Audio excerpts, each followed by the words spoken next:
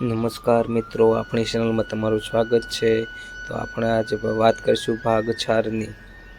આગળના ભાગમાં જોયું કે આ બાજુ રાજકુમારી ચંદ્રકલા પેલા યુવાનનો જીવ બચાવવા માટે એક ગુફાની અંદર લઈને આવે છે અને સેનાપતિ મોગલની ચાલ ઊંધી પડવાથી તે ખૂબ જ ગુસ્સામાંથી કબીલામાંથી નીકળી જાય છે।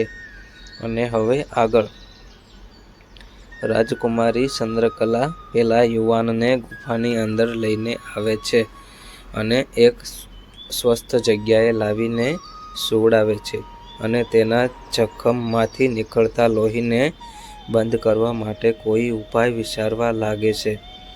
અને અચાનક રાજકુમારી એક ઉપાય યાદ આવે છે, માટે તરત જ રાજકુમારી ચંદ્રકલા ગુફાની બહાર આવીને સીધી પેલા યુવાનના ઘોડા પાસે જાય છે અને ઘોડાની પૂંછમાંથી 4-5 વાળ તોડે છે અને ત્યાં જ રાજકુમારીને આજુબાજુમાં કોઈ જગ્યા ઉપરથી નદીના ધોધ પડવાનો અવાજ પણ સંભળાય છે, માટે રાજકુમારી તે દિશા તરફ ચાલવા લાગે છે અને રસ્તામાં એક ખાસ પ્રકારની વનસ્પતિ પર રાજકુમારીની નજર પડે છે અને થોડા પાન પણ તોડી લે છે।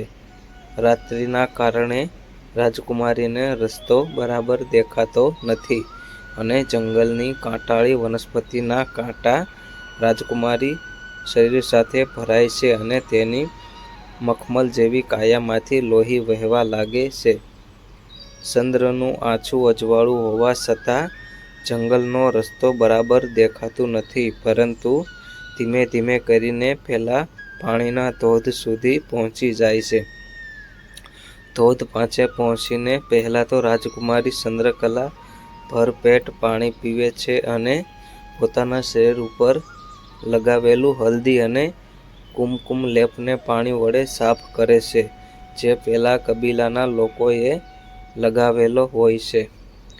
જેવો લેપ સાફ થતાં જ રાજકુમારીનો સુંદર ચહેરો ફરીવાર પૂનમના ચાંદ જેવો ચમકવા લાગે છે અને પછી વિચારે છે અહીંયાથી થોડું પાણી પેલી ગુફા સુધી કઈ રીતે લઈ જાવ, કારણ કે જખમ ધોવા માટે અને પેલા યુવાનને પાણી પીવા માટે પાણી કઈ રીતે લઈ જવું તે વિચાર કરે છે અને આજુબાજુ નજર ફેરવે છે। ત્યાં જ ચંદ્રમાની રોશનીમાં એક ઝાડ પર મોટા મોટા હાથીના કાન જેવા પાંદડાવાળી વેલ ઉપર રાજકુમારીની નજર પડે છે, માટે તરત જ રાજકુમારીને તે વેલના પાંદડા તોડીને તેના પડિયા બનાવે છે, જેથી પડિયામાં પાણી ભરીને ગુફા સુધી લઈ જઈ શકાય। પાંદડાના પડિયા બન્યા બાદ રાજકુમારી તેમાં પાણી ભરીને ગુફા તરફ પાછી ફરે છે। આ બાજુ સેનાપતિ મોગર રાજકુમારીની શોધમાં જંગલમાં આમ તેમ ફરી રહ્યો છે અને તેનો ચહેરો હાલમાં અતિશય ક્રૂર લાગી રહ્યો છે અને અતિશય ગુસ્સામાં પણ છે કે તેની ચાલ નિષ્ફળ રહી છે। અને આ બાજુ નગરમાં મહારાજ ખુમાણસિંહ સતત ચિંતિત છે, કારણ કે રાજકુમારી હજુ સુધી કોઈ પત્તો લાગ્યો નથી। સેનાપતિ મોગરનો પણ હજુ સુધી કોઈ સંદેશ આવ્યો ન હતો। મહારાજાના મનમાં હાલમાં શંકા કુશંકાના વાદળો ઘેરાઈ વળ્યા છે। હાલમાં તેમને શું કરવું જોઈએ તે પણ કઈ સમજ આવતી નહોતી। આ બાજુ રાજકુમારી પાણી લઈને પેલા યુવાન પાસે આવે છે અને યુવાનનો જખમ સાફ કરે છે, પરંતુ વધુ પડતું લોહી વહી જવાના કારણે યુવાન બેભાન અવસ્થામાં ચાલ્યો જાય છે। અને રાજકુમારી જંગલમાંથી લાવેલા મોટા મોટા દંતશૂળ જેવા કાંટા વડે અને ઘોડાના પૂંછના વાળ વડે પેલા જખમને સીવી લે છે અને તેના ઉપર પેલી ખાસ પ્રકારની વનસ્પતિ પાંદડાનો લેપ કરીને જખમ ઉપર સોંપડી દે છે, જેથી હવે લોહી ટપકતું બંધ થઈ ગયું છે। અને રાજકુમારી રાહતનો શ્વાસ લે છે અને રાજકુમારી પણ ગુફાની દિવાલે ટેકો દઈને થોડો આરામ કરવાનો વિચાર કરે છે અને આંખો બંધ કરીને સૂઈ જાય છે। વહેલી સવાર સૂર્યનારાયણનો ઉદય થાય છે અને જંગલમાંથી હળવે હળવે અંધકાર દૂર થાય છે ને આખું જંગલ પક્ષીઓના કલરવથી ગુંજી ઉઠે છે અને સાથે સાથે રાજકુમારી ચંદ્રકલાની આંખ પણ ખુલી જાય છે. આંખ ખુલતાની સાથે જ પેલા યુવાનની સંભાળ લે છે અને તેના જખમોને ચકાસ કરે છે અને રાત કરતાં અત્યારે તેની તબિયતમાં સુધારો દેખાય છે. માટે રાજકુમારી હૃદયને નિરાંત થાય છે અને રાજકુમારી ચંદ્રકલાની પેલા યુવાન ચહેરા ઉપર નજર પડતા જ તેનું હૃદય ધડકી ઉઠે છે. મન એક અલગ પ્રકારની લાગણીનો અહેસાસ થાય છે. પરંતુ પેલો યુવાન હાલમાં ગાઢ નિંદ્રામાં જણાય છે. માટે રાજકુમારી ગુફાની બહાર આવે છે અને પેલા ધોધ તરફ સ્નાન કરવા માટે ચાલી જાય છે. થોડી વાર પછી જંગલમાં થતા અવાજો અને પોતાનો બાંધેલા ઘોડાની હણહણાટીના કારણે યુવાનની આંખ ખુલી જાય છે અને સફાળો બેઠો થઈ જાય છે અને પડખામાં તીવ્ર પીડા અનુભવાય છે. પરંતુ પીડા પરવા કર્યા વગર રાજકુમારીને શોધવા લાગે છે. પોતાની તલવાર લઈને ગુફાની બહાર આવે છે અને ચારે બાજુ રાજકુમારીને શોધવા માટે નજર ફેરવે છે. પણ ત્યાં તેનો ઘોડો ઝાડ સાથે બાંધેલો જોવા મળે છે. પરંતુ રાજકુમારીનો કોઈ જ પત્તો લાગતો નથી અને ત્યાં જ તેના કાને નદીનો ધોધ પડવાનો અવાજ તેના કાને અથડાય છે અને કશુંક વિચારીને તે દિશા તરફ યુવાન ચાલવા લાગે છે. રાજકુમારી ચંદ્રકલા હાલમાં તે ધોધ પાસે આવીને ઊભી છે અને ચારે બાજુ નજર ફેરવે છે અને ચેક કરે છે કે આજુબાજુમાં કોઈ જગ્યાએ ખતરો તો નથી ને.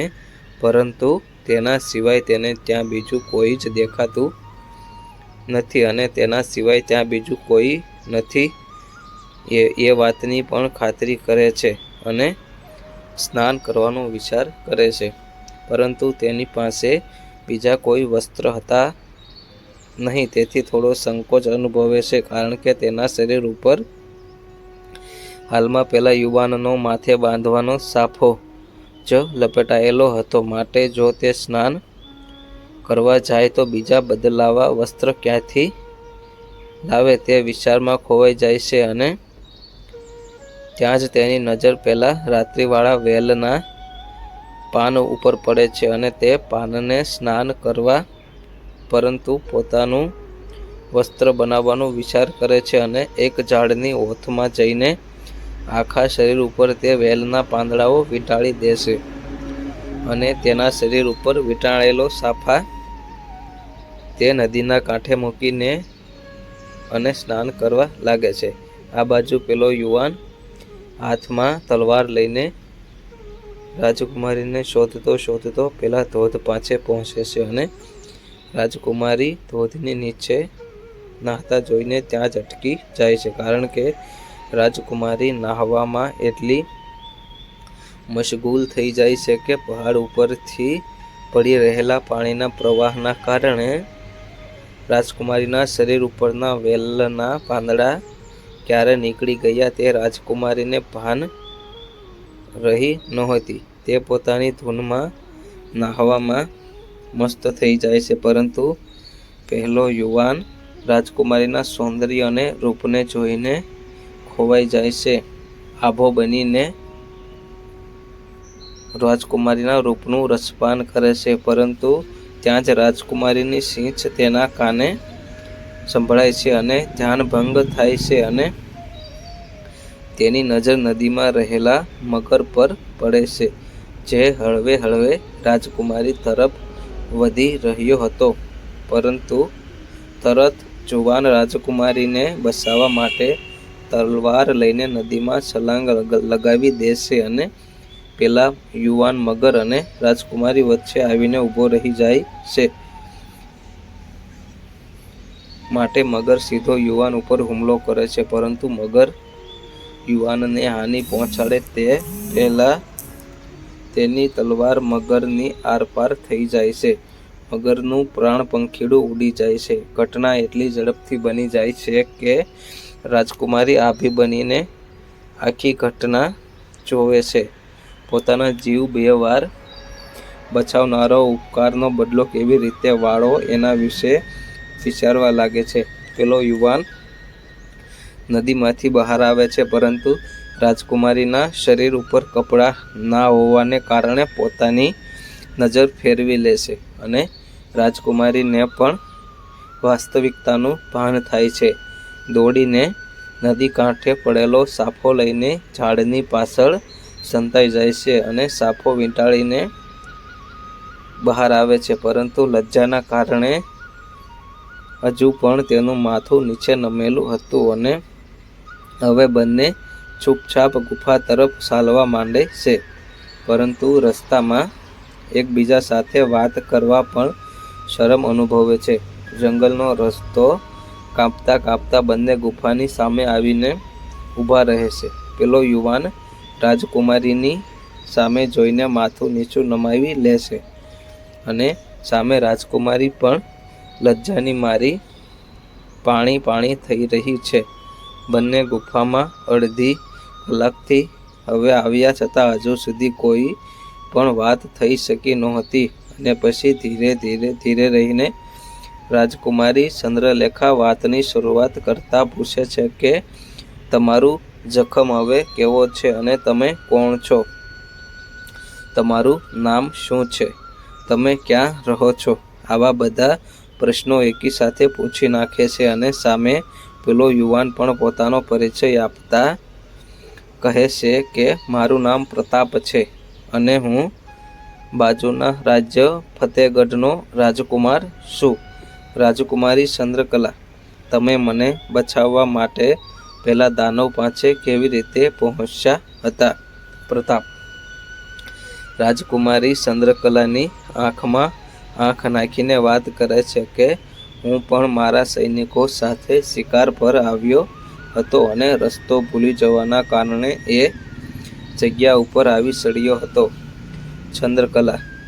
રાજકુમારી પણ પોતાનો પરિચય આપે છે અને તે આ મુસીબતમાં કેવી રીતે ફસાઈ તેની આખી વાત રાજકુમાર પ્રતાપને કરે છે અને પોતાનો જીવ બચાવ્યો એના માટે આભાર પણ માને છે અને કહે છે કે તમે સમયસર ન આવ્યા હોત તો મારું શું થાત, માટે હું તમારી સદાય માટે ઋણી રહીશ અને મારા નગરમાં જઈને પિતાજીને વાત કરીને તમારું સન્માન પણ કરાવીશ.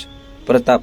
પરંતુ રાજકુમાર પ્રતાપના મુખ પર નાનું એવું સ્મિત આવી લુપ્ત થઈ. ખાલી આભાર માનવાથી કામ નહીં થાય, પરંતુ તમારે મારા સારા મિત્ર બનવું પડશે. ચંદ્રકલા. રાજકુમારી પણ સામે હોઠો પર એક સ્મિત આપીને કહે છે કે કેમ નહીં, તમારા જેવા બહાદુર અને વીર પુરુષ મિત્રતા કોને ના ગમે.